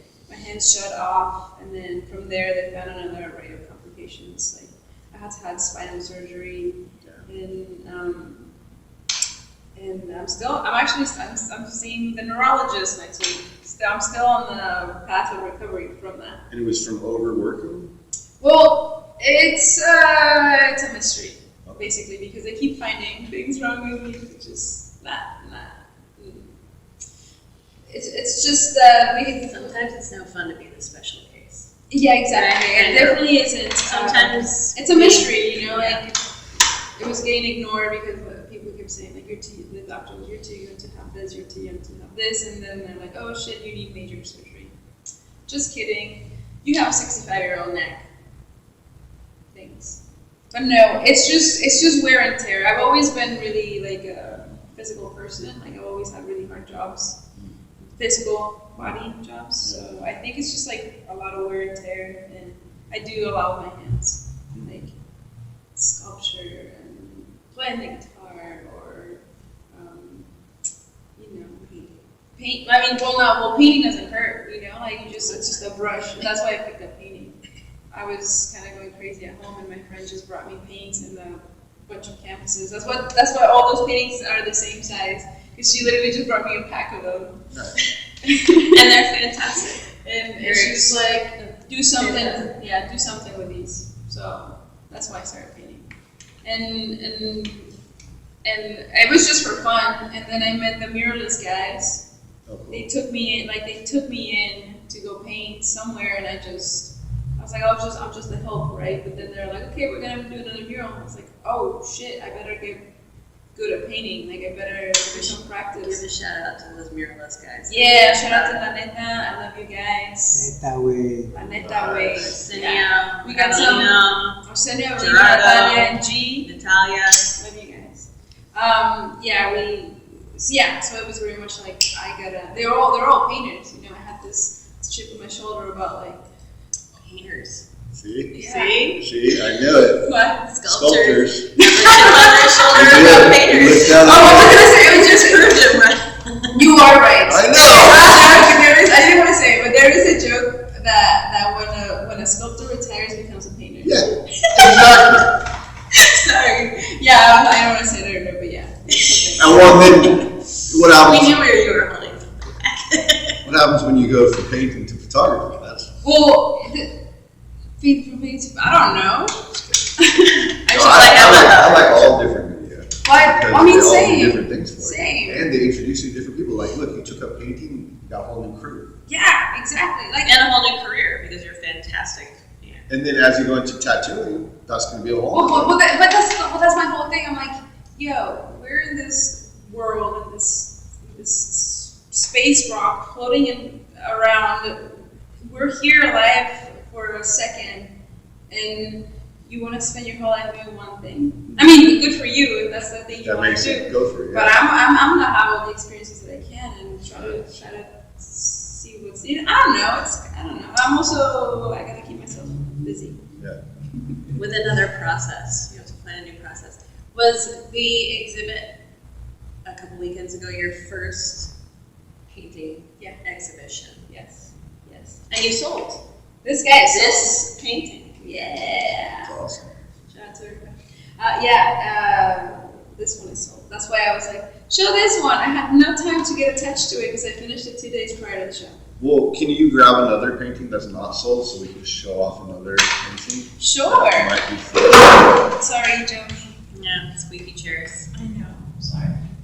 Oh, you can get a nice little tour of the Look at this locally space. lit. It's beautiful. And during the day when the sun is shining, those big windows. I gotta show my creature. You do, the baby boy. Yeah. Wow. Yeah. It's a beautiful painting. Why do they have crowns on? What? Metaphysical. It started because of this guy actually. He Is adorable. Yeah, he's adorable, but he's also a princess. And I always joked about like him having a tiara on, and that's that's how this series was born. Because when my friends brought me the paints and stuff, I didn't know where to start. So where do you start with this? I was like, I'm gonna paint a picture of Chip. But that's so daunting, that's like that's your boo-boo, and you don't know how to paint, you know what you're doing, you don't want to do it any disjustice, I guess. So that's why it started. I was like, I'm gonna make a series of animals with crayons, so just to explore different textures, different colors, get a handle of it, and then once I had, I literally started it was a drunken night, I did a flamingo, and Nice. And then after that, I was like, after 3, I was like, this is the animal kingdom. Yeah. We're gonna have a whole, and yeah, this was one of the last ones that I did and I think it shows. If you were to see the flamingo and see Chip, you'd be like, I'm glad you waited. Oh, nice. You can see the progression. Yeah, you can see the progression. You're like, yeah. Now, what about, there is a strong element of abstraction, though, as far as you have the figure, and then you have the background is treated more abstract. Yeah, well, that's exploration. It's a little daunting to stare at a blank canvas, and say my professor like dope ass backgrounds you got going on. I remember that because it's kind of similar to what I was doing. I was just kind of going crazy. Yeah. But it's just a fun, easy, quick way to mess up the canvas to a point where you're like, well, it can only get better from here. Interesting. And then that way it's not so, like you can only, I have this thing working in the sculpture world, having to make sculptures look perfect. I have this thing where I just have to fix things, That's what we're at. So once you mess it up, then you're like, okay, I gotta fix it. Like there's So funny. I had my high school art teacher is actually one of my favorite teachers of all time, and I'm still really good friends with her, and I've worked on projects with her. We had this commission to do these paintings, and she's a brilliant realist painter, but very like OCD realist, right? We would work on this thing, and this was my whole process is, okay, you make it look good, I'm coming in to fuck it up, and then you make it look good again. But to me, because the way she made it just look good, it was a little bit sterile. And I would come in and rough it up and fuck it up, but make it more vital. And so that's kind of what I see you doing on your own, is like rough it up, make it vital, raw, and then bring in this refined, elegant form on top of it. It's kind of a cool combination. Yeah, I also try to do that with the subjects themselves. Like some of them, like if the faces, like if the eyes are really detailed or there's a really detail on the face, and the crown is just put on. Kind of like the chimp. Everyone really likes that one. And the honey bat was my favorite. true, that one's. But if there's like a serious focus on their faces, then the crown is kind of whatever, like the chip one here. But then this guy, that crown, I'm never painting another jewel. The jewels look very realistic. Like, yeah, I'm never painting like pearls. I'm kidding, I am, but you know, like, yeah, I was just playing with that a little bit, just kind of. Can I say that the crown matches the animal? Really? Oh yeah, like the ears of the elephant. And Like the this ears situation? Oh Yeah. Yeah. Fun fact, I modeled this crown out of the Crown of Hamilton. Since you like musicals, that's a little tidbit right there. That's cool. Yeah. And I almost gave Chip a tiara. I almost did. I don't know why I didn't. I kind of like it this way too. It's like, oh, I haven't made one with. And it was just. It's very regal. Yeah, I was like, I haven't done any gold. I haven't done any crowns that are not gold. So I'm gonna do a silver one. You know, like just that type of thing. I'm just gonna do this. Right. Tell me again. So once you get into a series, you kind of have different variations. Yeah. That there's almost a logic to the thing, right? Mm-hmm. Now, so that's your doggo, that's your pup. Yeah. How old is he? He's about to be 9 in February. Wow, so he's kind of as old as your time here in Monterey. Yeah. He was born in 2013. Is that your first dog that you've had? Like No, I used to have a black pit bull. His name is Jammer. Rescued from Sequoia. National Park. Not a Sequoia like animal shelter or something. It's yeah, it's up in Humboldt. Yeah. Yeah. What does having a dog do for you? Oh, there's just, I don't know. There's just, he's everything. He's my little. I mean, he normally would be here just running around. I just didn't know the situation earlier today. Like, I don't know if they're animal friendly over here, but Do you have him with you as much as possible? yeah. We both have separation anxiety issues. We're away from each other. Yeah, no, he's my buddy. He's been through life with me. He's just a companion. You know, I don't have a close family by or anything like that. So he's kind of my emotional support. That's awesome. Yeah, no, creatures, and I also have a cat. You know. You do? Yeah. Oh, So, cool. I know people are like, "Where's Winter's portrait?" And I'm like, Well, sit still. Yeah. I'm like, oh, I'll work on one. I'll make one. But yeah, I mean, there's just, I don't know, I'm an animal person, for sure. Yeah. Clearly, you know, so kind of having one following you around is, so. Unconditional. Now, what about this snake? What about this thing? Is that yeah? So it's a different. I was experimenting with like I was saying, like different textures and color combinations. Scales seem like a fun one to do. I did an alligator also, but it's a little bit of a different texture. And I don't know, snakes are just kind of cool, no? Definitely. Like, I don't know. I have worked with snakes, and they all have their own personality. Clip it. Oh yeah. I had this albino king snake. It was 19, and every time I'd feed her, she'd bite my finger. Wow. Really? Yeah, and they're like, well, maybe she's blind, and I'm like, I think it's just she's clean. She's just letting you know. My friend had a pythons. I guess pythons are very popular as far as pets go. His name was Capone, and he was so sweet. Yeah, I love creatures. Like, I don't eat them. I love them. Oh, you're a vegetarian? Yeah. Oh, cool. Yeah. So, yeah, I'm like, they just fascinate me. They're just creatures, you know? I don't know. I have some goldfish I'll commission. I might commission. Ooh, I'll get a picture so you don't know. I just heard Jane Goodall on a podcast not too long ago, and her compassion for animals is, obviously historic. But just listening to her, okay, first of all, you gotta recommend this podcast. fucking amazing. It's the Armchair Expert podcast with Dax Shepard. It's a good podcast. But the reason why I love it is because she is not shy about talking about sex. And it is fucking hilarious. When she describes the mating rituals of the gorillas, and It's biology in her mind. it's biology. Yeah, so she's not shy about it, and the things that the gorillas do are the things that the gorillas do. But she, as a vegetarian, as an animal lover, I feel like it's somebody who just kind of stands for that. Mm-hmm.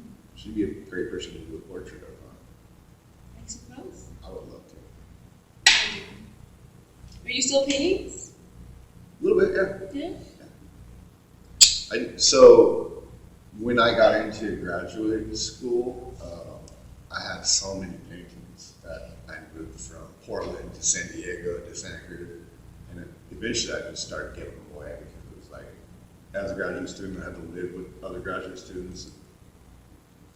Takes up space. What I ended up doing is I would do painting, like I did this one whole series where I had a large canvas that I would paint, and then I would paint on a figure and photograph them in front of that painting. And then that would be the work. And then I would paint over that painting. Oh, like you were using like backgrounds? Yes, the painting would be like background. Yeah. And so I just found other ways to use paint in digital work. But I started to move into digital and to bring the different media together. Mm-hmm. So I still use paint, but it's more rare at this point. Oh, okay.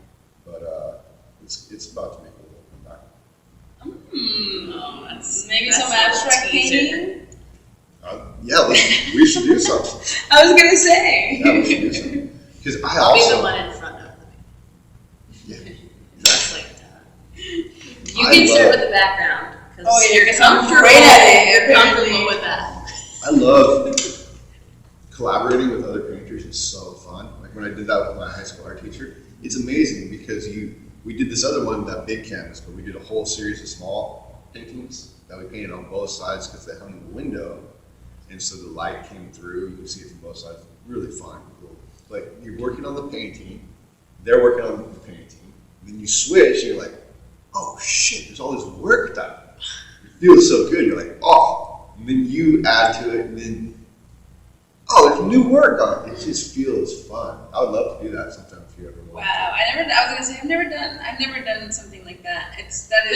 But that's not necessarily true because that's how Moneta is well, murals. right. Well, that's what I was gonna say. Which was brought up in our artist spotlight with the mural hunter in Monterey County. Oh, really? And she talked about you guys in particular because most muralists that she studies, and she has a course coming out on murals in Monterey County, that you're going to be in. I'm registered for it. Oh. You don't know you're a panelist yet? No. Yeah, no. But that most muralists, especially in like the we create, it's one muralist is on one side and another muralist is on the other, and they then work to blend it in the middle. Mm-hmm. Versus you guys, who everybody is touching everything. Yeah. That is true. I was gonna say I've never done that, but then I'm like, oh, you have to be. But even then, I've heard of like passing the thing back and forth until it's, and I'm like, anxiety. right. Like you know what I'm missing? Like somebody else's. That's why it's so liberating though, because you will. You know, but people say that, and then you end up hating it, and then I don't know. Maybe it's on my head. It's on my head. It's fine. Yeah, sure. Let's do it. Let's see what happens. It'd be fun. It'd be a fun experience. Yeah.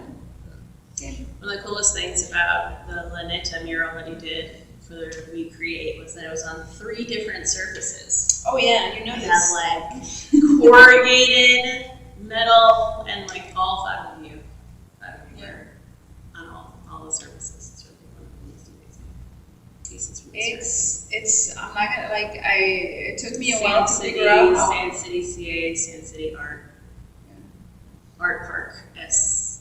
see all Art Spark. Art Spark.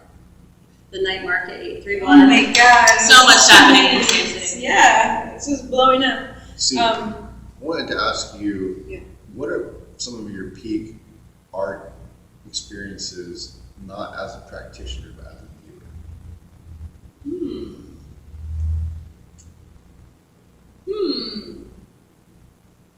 Give me an example. Okay.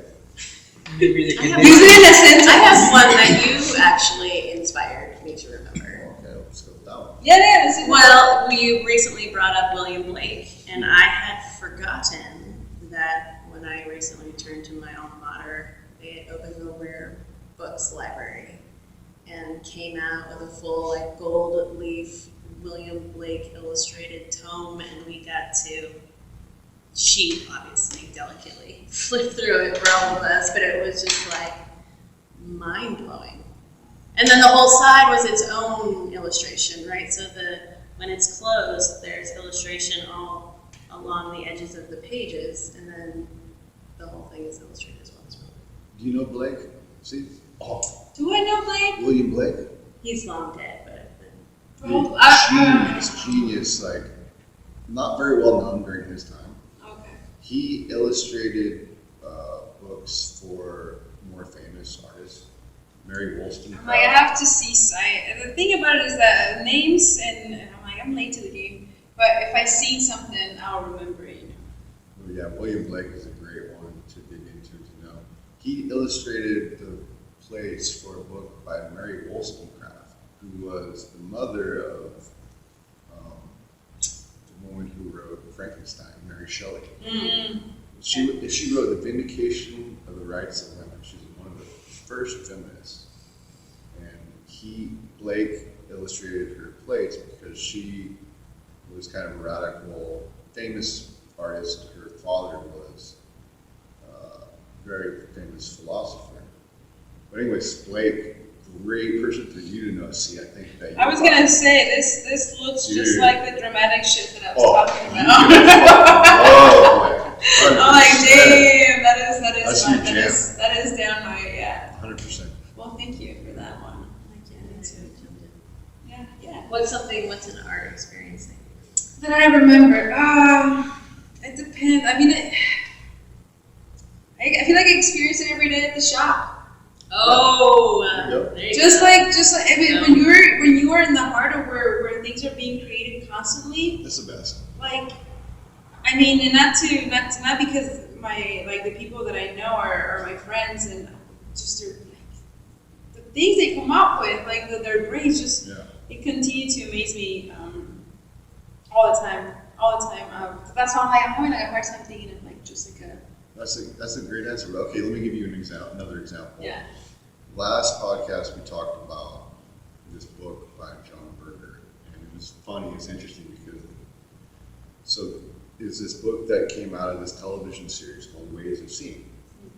Great work, right? But he has this one. We were talking about how the context informs the way you look at a work, and so there's this page in that book where it's a Van Gogh painting of a wheat field, a cornfield with some crows, and not a great painting, and it's just a little black and white representation of the clothes. Not great, right? But you turn the page and it says, well, this is the last painting he did before he killed himself. And then you look back and you go, oh my God, that painting is fucking heavy, right? All of a sudden you see it as like this suicide note, this last, right? So it changes everything.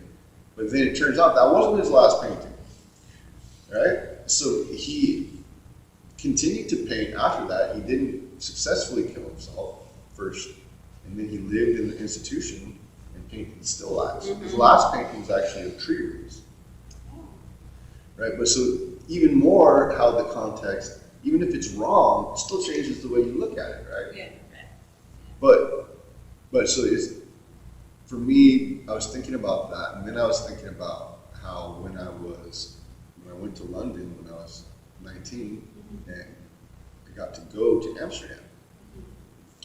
And so we went there, and I went off on my own, this one morning and went to a cafe, ate some space cake, took a few bong hits, and went to the Van Gogh Museum.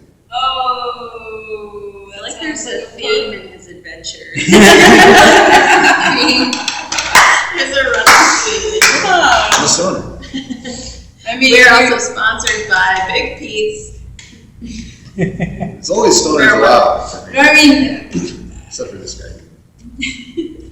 But as soon as I went into this building, right, and it's this house that has like hundreds of his paintings, and I was very, very stoned. I was in Amsterdam, which is a wild, cool city, right? So very heightened experience. But the paintings were vibrating off the wall, you know, and it was like you could sense the spirit of the man in the room. And so for me, fuck the John Berger book, like, oh, the last thing before he died. It was the whole life's work that to me was so impressive, because you were in this room where I was like, this man really fucking cared about painting. That's one thing I know for sure, and his spirit lives on in that work. But that's why what you said, where you're actually in the moment of creation, that's where you really see the spirit going into the work. So that is, to me, the best art experience. But besides that, I'm curious, like, what other types of, just... I was gonna say the last thing that, well, not the last, I can't hide.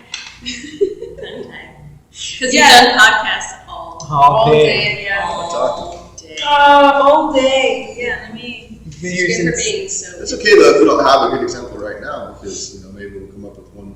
have you gone to the, I mean, yeah, maybe I'll think about it, but have you gone to the Van Gogh exhibit, the movie one?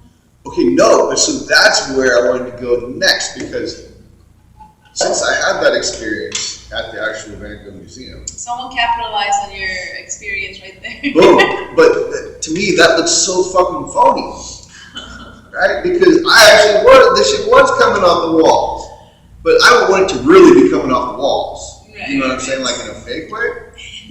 I want the drugs to do it. Are you sure it wasn't the shrooms? No, because Not made in Amsterdam. I want to say though that I think that you made the most out of your education.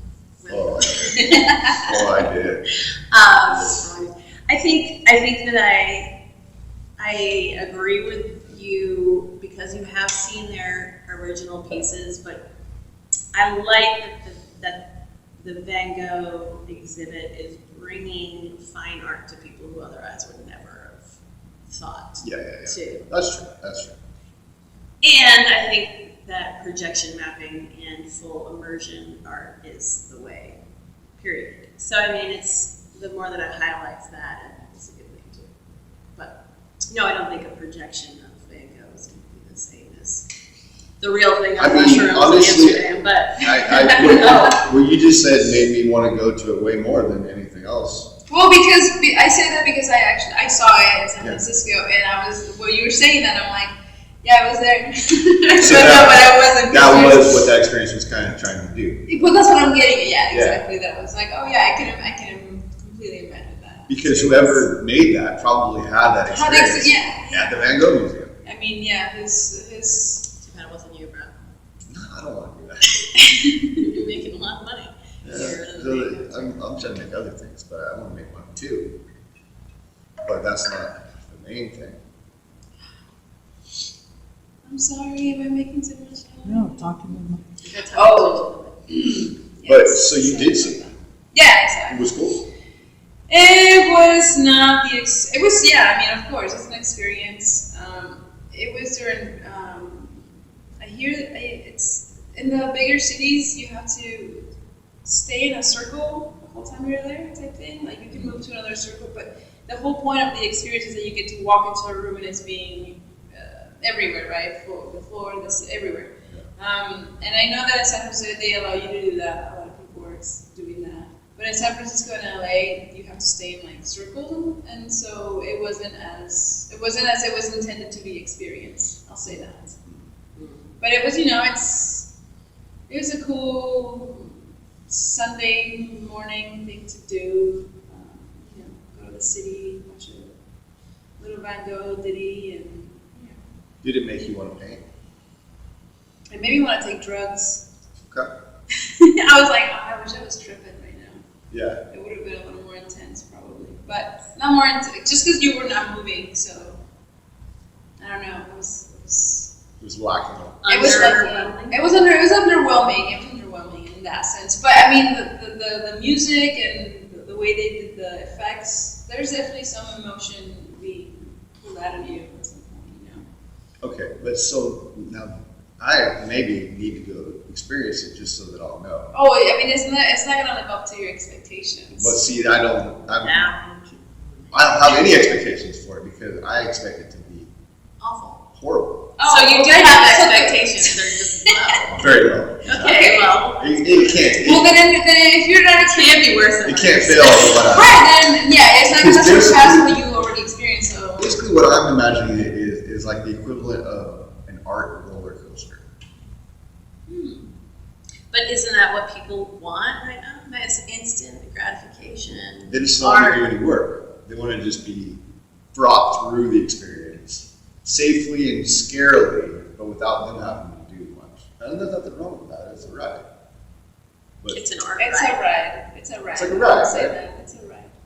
Well, it's meant to be entertainment. Right. Right. But that's the only thing. For me, when I see art experiences make me want to make art. That's kind of what I was trying to get at. So like when I saw that Van Gogh exhibit, I was like, I want to paint immediately. I mean, it definitely made me made me pay attention and be like, his type. I finally understood impressionism. I feel like. Yeah. Now that you're a painter. Right. Well, I mean, yeah, and being there, I got a new appreciation for Van Gogh that I didn't have before. I guess there's just so much sadness that I relate to. I'm like, oh, these portraits are really sad. And they're big and right in your face, and they're moving, and they're burning, and they're doing things. And you're like, but I don't know. Now I'm like, go check it out. Actually, go check it out, and then report back. But how do you usually check out exhibits? This episode was brought to you by Big Pete's for Cannabis. Delicious. Johnny Wicks. Use responsibly. Unless Candles are dangerous too. Yeah, and Johnny Wicks at Local Lit. All right. Sorry. Wow. Just working on the plugs here. I know. Oh, please. Yeah. What other plugs? Well, those ones over there that I brought to What you. about for you though? Where can people find you? Oh, Instagram. My art handle is IG handle is Art de Sevilla. And yeah, mostly just on Instagram. She works in the shop. Yeah. If an art collector wanted to buy a piece from you, how would they go about that? They can direct. Oh, I have an email, artdesevilla@gmail.com.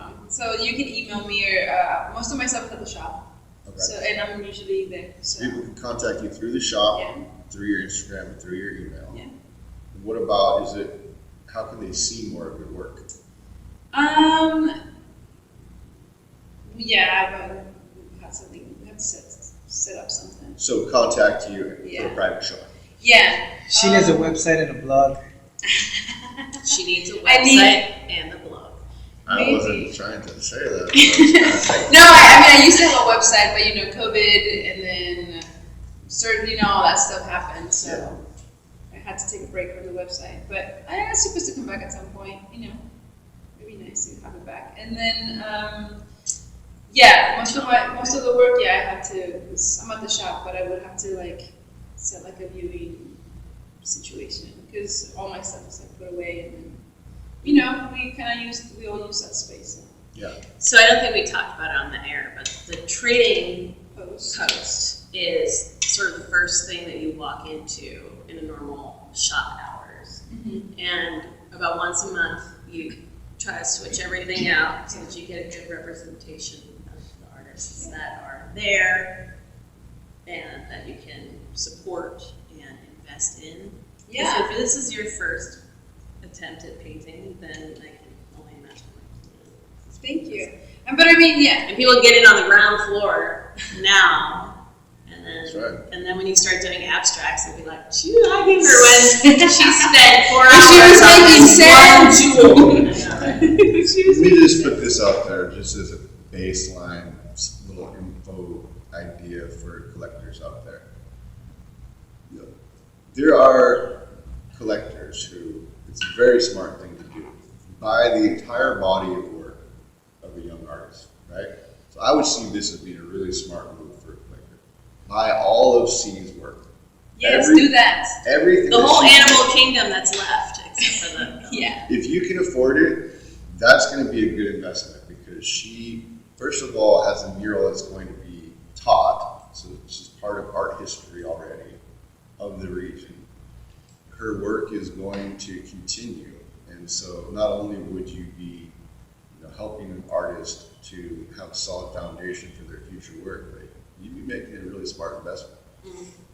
And to go back a little further into that mural course, that's with Kat Morgan, and she's doing it through CSUMB through the extended learning program. So anybody can take the course because it's through their extended learning center. So I've signed up already. It's 3 courses right now, 3 classes on Wednesdays in November, and she's going to talk about the history of Monterey County murals and muraling in general, and she's located over 400 local murals already. So impressive. She just moved here before COVID. Yeah. And she, that was like her hobby. That was like her hobby. Now she's a mural hunter. Yeah. And she's taking a course on the influence.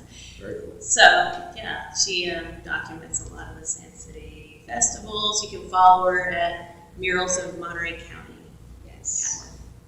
Excellent. Okay. All right. Well, I think that is a good place to wrap things up. Erin, do you want to?